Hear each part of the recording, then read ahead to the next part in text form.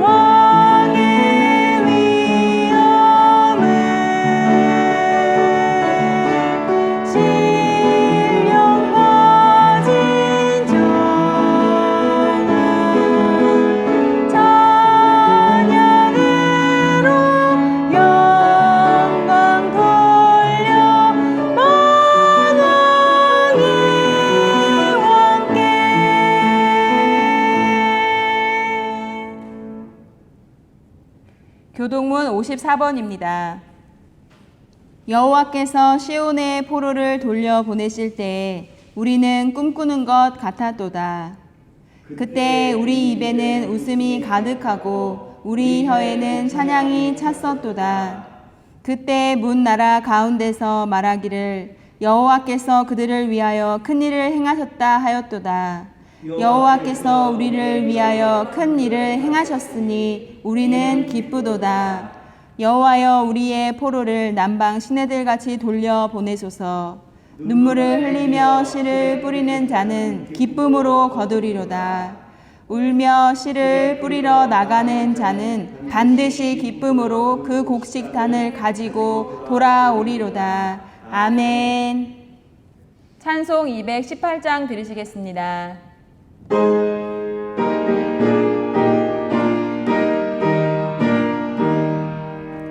내 맘과 정성을 다하여서 주 너의 하나님을 사랑하라.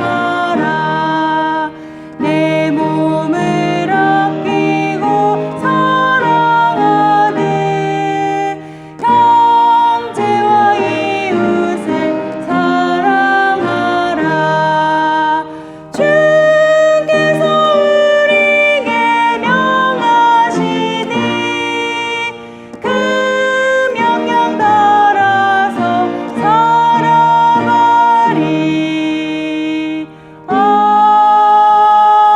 아멘.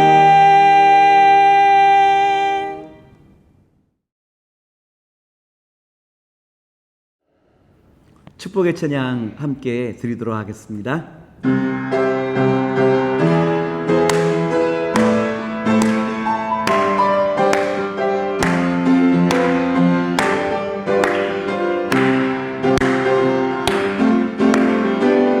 아주 먼 옛날 하늘에서 당신을 향한 계획이 있었죠. 하나님께서 바라보시고 좋았더라고 말씀하셨네. 이 세상의 무엇보다 귀하게 나의 손으로 창조하노라.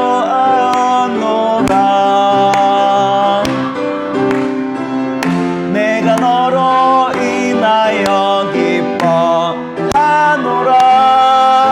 내가 너를 사랑하노라.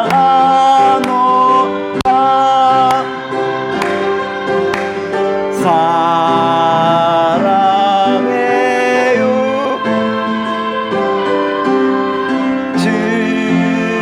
즐거워해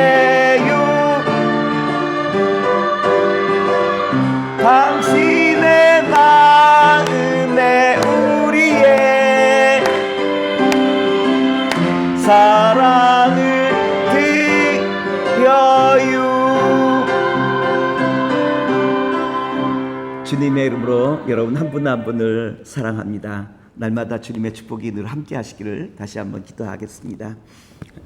오늘 성경 말씀은 고린도후서 10장 7절과 8절 말씀을 가지고 우리 말씀을 함께 나누겠습니다. 제가 7절 8절 말씀을 봉독하여 드리겠습니다. 너희는 외모로만 보는도다. 만일 사람이 자기가 그리스도에게 속한 줄을 믿을진대 자기가 그리스도에게 속한 것 같이 우리도 그런 한 줄을 자기 속으로 다시 생각할 것이라. 주께서 주신 권세는 너희를 무너뜨리려고 하신 것이 아니요 세우려고 하신 것이니 내가 이에 대하여 지나치게 자랑하여도 부끄럽지 아니하리라. 예, 오늘 고린도후서 10장에 있는 말씀을 가지고 신앙의 아름다운 품격이라라고 한 말씀의 제목으로 오늘 말씀을 함께 나눌 텐데요. 오늘 신앙의 아름다운 품격으로 날마다 승리하는 주의 자녀와 백성 되기를 바라는 마음으로 오늘 말씀을 함께 나눠보고자 합니다. 옛날 우화 가운데 이런 우화가 있어요. 작은 연못에 개구리 한 마리가 살았는데 이 개구리에게는 소원이 하나 있었어요. 큰 강에 가서 사는 것이 이 개구리의 소원이었어요. 하루는 황새 한 마리가 작은 연못에 왔다가 이 개구리를 만나게 되었습니다. 개구리가 황새에게 부탁을 한 겁니다. 황새님, 나의 간절한 소망이 하나 있는데 내가 큰 강에 가서 사는 것이 나의 소망입니다. 당신의 발에 끈을 매어 주면 내가 그 끈을 입에 물고 큰 강까지 날아갈 수 있을 것 같습니다. 라고 간절하게 부탁하자 황새는 쾌히 승낙해서 황새 다리에 끈을 매게 되었지고 그리고 또한 황새의 그 끈을 개구리가 입에 물고 하늘을 날게 되었어요. 하늘을 나르는데 들에 이 농사를 짓던 농부들이 황새를 보며 이야기합니다. 야 황새야 너 참 지혜롭구나. 다리에 끈을 매고 개구리를 정말 한 개구리와 함께 하늘을 날 수 있다니 황새는 참 지혜로워 라고 이렇게 이야기하니까 개구리가 그 말을 듣다가 자랑하고 싶어서 입을 열어 이와 같이 말합니다. 이 끈을 맨 것은 내 아이디어였습니다 라고 그와 같이 이야기하게 되었지고 개구리가 입을 열어 말하는 그 순간 아쉽게도 그 끈에서 떨어진 개구리는 땅바닥에 떨어져 죽고 말았다라고 하는 겁니다. 왜 개구리가 땅에 떨어져 죽게 되었을까요? 그것은 황새의 힘에 의해서 하늘을 날게 되었지만 그것을 잠깐 잊어버리고 자기를 자랑하느라 그만 입을 열어 말하는 가운데 그 끈에서 떨어져 죽고 만 것 아니겠습니까? 결국 교만한 마음이 이 개구리로 하여금 더 이상 살지 못하고 죽게 만드는 이유가 되고 말았던 거예요. 오늘 성경에도 우리가 죽고 사는 법에 대해서 우리에게 말씀하신 구절이 오늘 말씀인 것 같아요. 어떻게 우리가 인생을 날마다 승리하며 살아갈 수 있는 방법이 있다면 무엇일까요? 오늘 바울 사도는 우리에게 인생 살고 죽는 법에 대해서 다시 한번 설명해 주고 있는데 우리가 잘 알고 있는 것처럼 바울이라고 한 사람은 어떠한 사람이었냐면 예수님을 박해하던 사람 아니었습니까? 예수 믿는 사람들을 박해하던 사람이었어요. 다메섹 도상에서 부활하신 예수님을 만나고 난 다음 예수님을 영접하게 되어지고 그 이후로 정말 바울은 어떠한 마음으로 살아갔냐면 한 영혼이라도 정말 다치지 아니하고 복음을 전하기를 원했던 마음이 바울의 그 마음이었다라고 말씀을 드릴 수 있지 않겠습니까? 그래서 늘 복음을 전하는 일에 늘 열심이었고 또 한 영혼이 실족하면 어땠는가라고 하는 정말 늘 긴장된 마음으로 한 영혼에 대한 소중한 마음을 갖고 늘 살아갔던 사람이 바울이었지만 이에 비하여 오늘 고린도후서에 나와 있는 이 거짓 선지자들은 어땠느냐로 말하면 끊임없이 바울을 죽이려고 했던 사람이 누구냐라고 말하면 이 거짓 선지자들이었어요. 거짓 선지자들이 바울을 비난했던 이유는 두 가지였어요. 하나는 무엇인가 하니 바울은 예수님의 제자가 아니었다라고 한 것이었고요. 두 번째, 바울은 예루살렘에서부터 파송받은 선자가 이 선교사가 아니라라고 한 것이 바로 이것이 바울이 비난받았던 두 가지 이유 아니겠습니까? 거짓 선지자들은 바울을 끊임없이 비난했어요. 비난한 이유는 어디 있습니까? 바울의 영향력을 감소시키고 어떻게 하든지 자신의 영향력은 증대시키고자 했던 것이 거짓 선지자들의 이유 아니었겠습니까? 이런 상황 속에서도 바울은 어떠한 마음입니까? 거짓 선지자들은 끊임없이 바울을 죽이려 덤비지만 그럼에도 불구하고 바울은 어떠한 마음으로 나아가냐면 온유와 겸손의 마음으로 늘 나아가고 있는 바울을 우리가 볼 수 있죠. 10장 고린도서 10장 1절과 2절 말씀에 보면 이와 같은 말씀이 기록되어 있어요. 제가 한번 말씀을 봉독하여 드리겠습니다. 너희를 대면하면 유순하고 떠나 있으면 너희에 대하여 담대한 나 바울은 이제 그리스도의 온유와 관용으로 친히 너희를 권하고 또한 우리를 육신에 따라 행하는 자로 여기는 자들에게 대하여 내가 담대히 대한 것 같이 너희와 함께 있을 때도 나로 하여금 이 담대한 태도로 대하지 않게 하기를 구하노라. 바울은 늘 어떠한 마음이었냐면 1절에서 말하는 것처럼 온유와 겸손의 마음이었죠. 한 영혼에 있더라도 정말 생명으로 인도하기 위한 바울의 간절한 마음이 이 온유와 겸손의 그 마음속에 담겨져 있다라고 말할 수 있을 거예요. 그런데 온유와 겸손의 마음으로 살아가는 사람들은 어떠하냐 하면 약해 보여요. 리더십이 없는 것처럼 보여요. 그러다 보니까 사람들에 따라서는 어떻게 보느냐로 말하면 얕잡아 보기가 쉽겠죠. 또 이 바울 자신도 어땠느냐로 말하면 바울 자신도 자신의 그 명예와 명성을 지키는 것에 주력한 것이 아니라 어떻게 하든지 교회와 성도를 세우기 원했던 것이 바울이 원했던 바로 그 마음 아니겠습니까? 이런 점에서 바울은 어땠느냐로 말하면 사람들의 눈에 보기에 아마 초라하게 보일 수 있었을 거예요. 오히려 거짓 선지자들은 당당하게 보일 수 있고 바울은 초라하게 볼 수 있는 이와 같은 상황이었다라고 말할 수 있겠죠. 그럼에도 바울은 어떠합니까? 바울은 사람들의 박수소리와 사람들의 환호에 그가 의지하지 아니하고 바울은 늘 하나님의 능력과 권세를 의지하며 나갔던 분이 누구냐로 말하면 바울이었다라고 하는 거예요. 5절 말씀에 보면 이와 같은 말씀인데 제가 5절 말씀을 봉독해 드릴게요. 하나님 아는 것을 대적하여 높아진 것을 다 무너뜨리고 모든 생각을 사로잡아 그리스도에게 복종하게 하니 높아졌던 모든 것들을 이제는 내려놓고 정말 주님의 그 말씀에 복종하기를 세상의 지혜와 권세보다는 어떻게 하든지 주님의 능력을 의지하고자 했던 바울의 모습을 우리에게 잘 나타내 보이시고 있죠. 오늘 바울은 어떤 쓴다면 바울을 반대했던 이 거짓 선지자들과 바울의 차이점이 있다면 바로 이거였어요.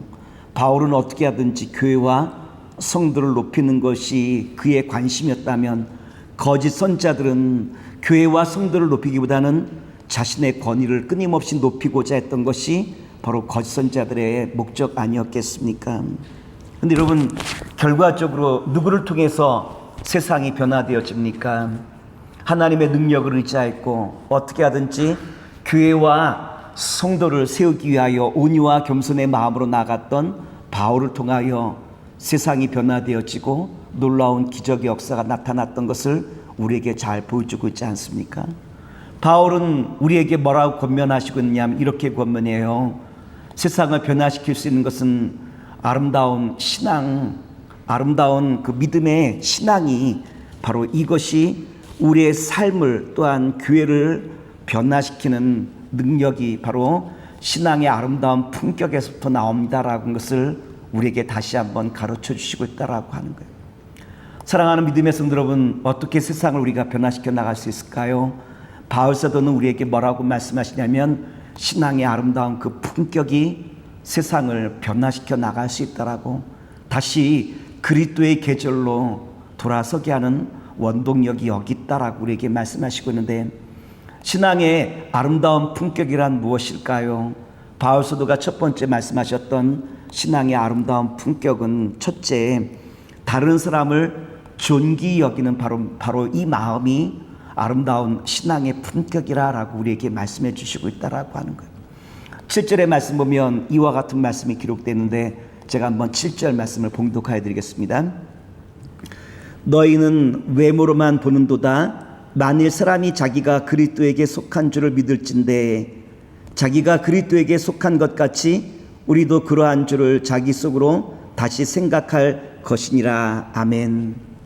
이 말씀은 어떠한 말씀일까요? 거짓 선지자들이 바울에게 말합니다. 우리는 예수 그리스도에게 속해 있는데 너는 그리스도에게 속해 있지 않구나 라고 한 말씀이 7절 말씀이에요. 나는 예수에게 속해 있는데 너는 예수에게 속해 있지 않다라고 하는 그 말씀 아니겠습니까? 바울은 어떠한 분이죠? 바울은 어떤 면에서 보면 영적인 거장이라고 말할 수 있겠죠. 영적인 거장인 바울을 향하여 이 거짓 선자들은 뭐라고 말하고 있냐면 너는 그리스도에게 속해 있지 않아 라고 하는 말을 저들이 지금 바울 사도에게 하고 있다라고 하는 거예요. 이와 같은 말을 꺼리낌 없이 하는 것을 통해서 우리는 거짓 선자들의 그 마음을 읽어볼 수 있죠. 거짓 선자들의 마음은 어떠한 마음일까요? 다른 사람을 존귀히 여기는 마음이 그 마음속에 없었다라고 하고, 단지 그들의 관심은 어디 있었죠? 자신들의 권위만. 그래서 어떻게 하든지 돈을 더 정말 긁어내는 여기에만 거짓 선자들의 관심이 있다라고 하는 것을 우리에게 잘 보여주고 있지 않습니까? 룻기에 보면 나오미와 시어머니 나오미와 룻이 등장해요. 룻과 그 시어머니 나오미는 정말 모든 것을 다 이제는 내려놓고 다시 예루살렘으로 돌아오죠. 그런데 그 며느리 룻에게는 아무런 희망이 없는 귀한 길이었어요. 그럼에도 불구하고 이 룻은 그 시어머니 나오미에 대한 사랑과 존경의 마음을 정말 표현하고 있는 모습을 우리에게 보여주고 있죠. 룻기서 1장 16절 말씀을 제가 한번 봉독해 드릴게요. 룻이 이르되 내게 어머니를 떠나며 어머니를 따르지 말고 돌아가라. 강권하지 마옵소서. 어머니께서 가시는 곳에 나도 가고 어머니께서 머무시는 곳에서 나도 머물겠나이다. 어머니의 백성이 나의 백성이 되고 어머니의 하나님이 나의 하나님 되시리니. 이방 여인이었던 룻은 그 시어머니 나오미가 돌아가는 그 예루살렘, 거기에는 룻에게는 아무런 희망이 없던 바로 이와 같은 곳이었지만, 그럼에도 불구하고 룻은 사랑과 존경의 마음으로 나오미를 따라갔죠. 근데 여러분, 이 무모했던 결정이었지만 이 결정이 어떠한 역사를 나타냅니까?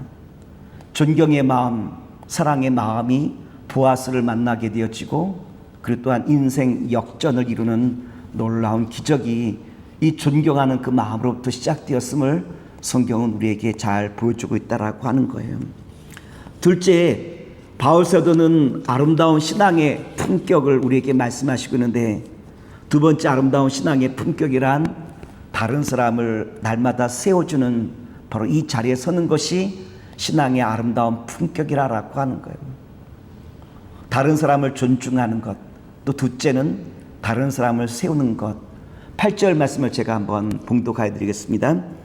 주께서 주신 권세는 너희를 무너뜨리려고 하신 것이 아니요 세우려고 하신 것이니 내가 이에 대하여 지나치게 자랑하여도 부끄럽지 아니하리라. 여기서 주께서 주신 권세란 사도의 직분을 말하는 거죠. 주님께서 저와 여러분에게 사도의 직분을 맡기신 이유가 있다면 어디 있을까요?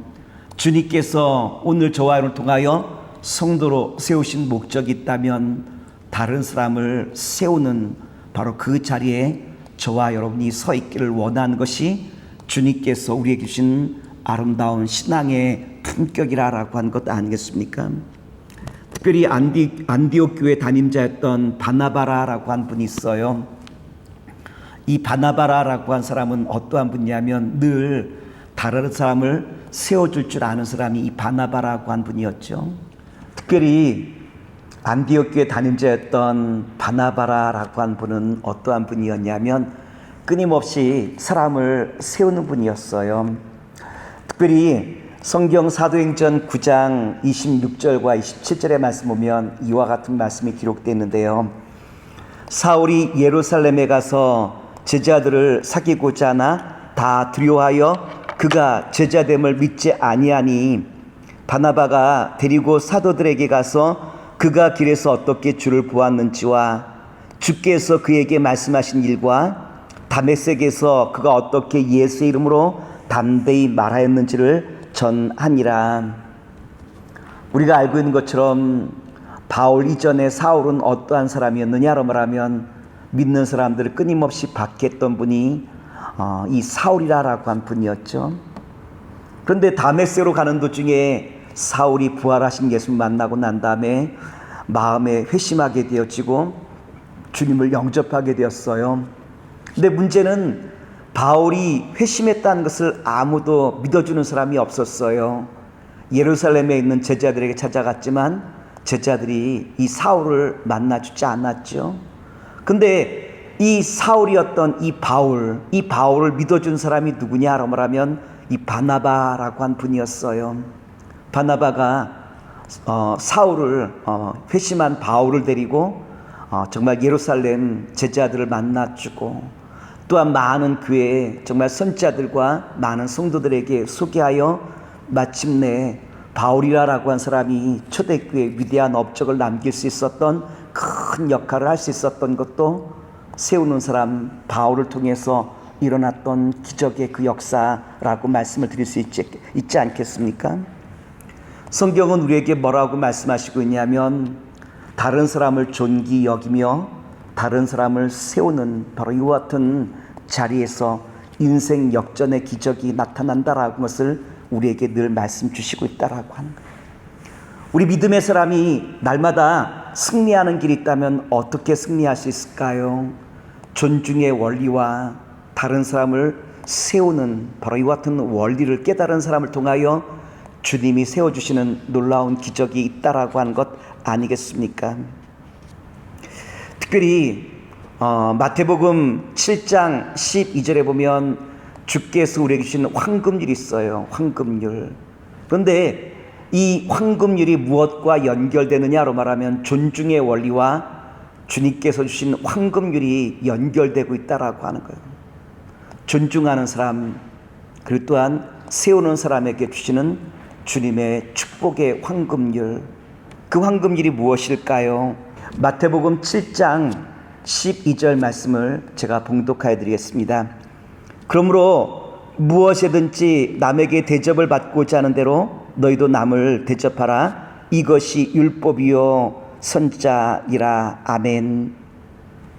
오늘 주님은 우리에게 뭐라고 약속하셨냐면 신앙의 아름다운 품격을 갖고 살아가는 사람들, 다른 말로 말하면 다른 사람을 존귀 여기고 또한 다른 사람을 세우는 바로 이와 같은 사람들에 대하여 주님이 내가 세워주시겠다라고 하는 이 황금률, 축복의 황금률을 우리에게 주시고 있는 것 아니겠습니까?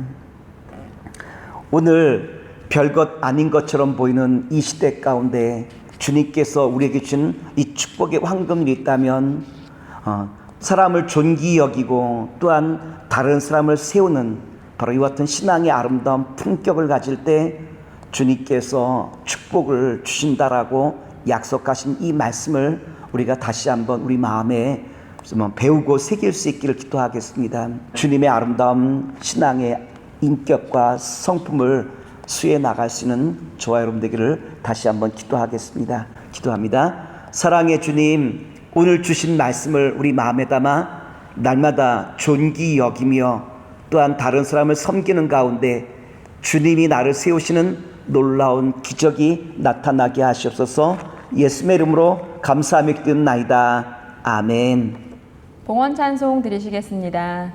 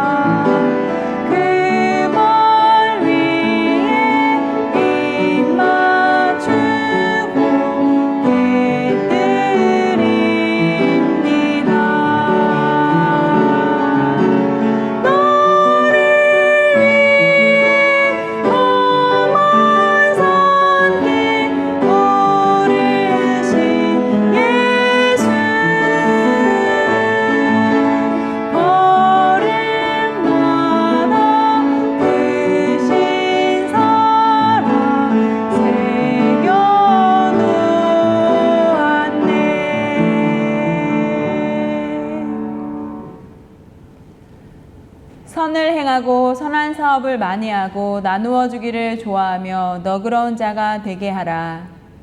이것이 장래에 자기를 위하여 좋은 터를 쌓아 참된 생명을 취하는 것이니라. 아멘. 기도하겠습니다. 사랑의 주님, 흔들리는 시대에 정성껏 준비한 이 예물을 주님 앞에 봉헌합니다.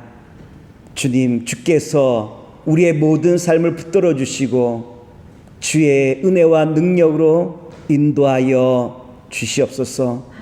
이 예물이 드려진 모든 곳마다 주의 능력으로 채우사 흔들림 없는 복된 삶 되게 하시고 교회 위에는 영혼을 구원하는 복된 자리에 다 쓰임받기 족함이 없도록 도와주시옵소서. 예수의 이름으로 감사하며 기도나이다. 아멘. 파송의 찬양 들으시겠습니다. 이 세상을 살아가는 동안에 나의 힘을 의지할 수 없으니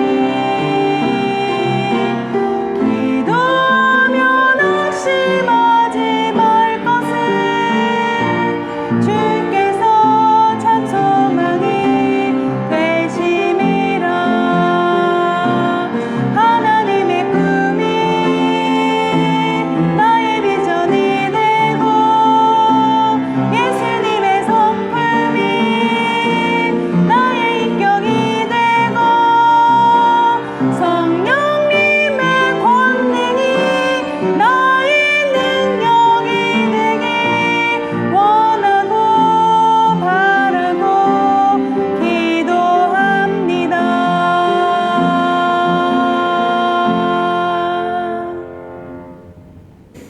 하나님의 은혜가 여러분과 함께 하시기를 기도합니다.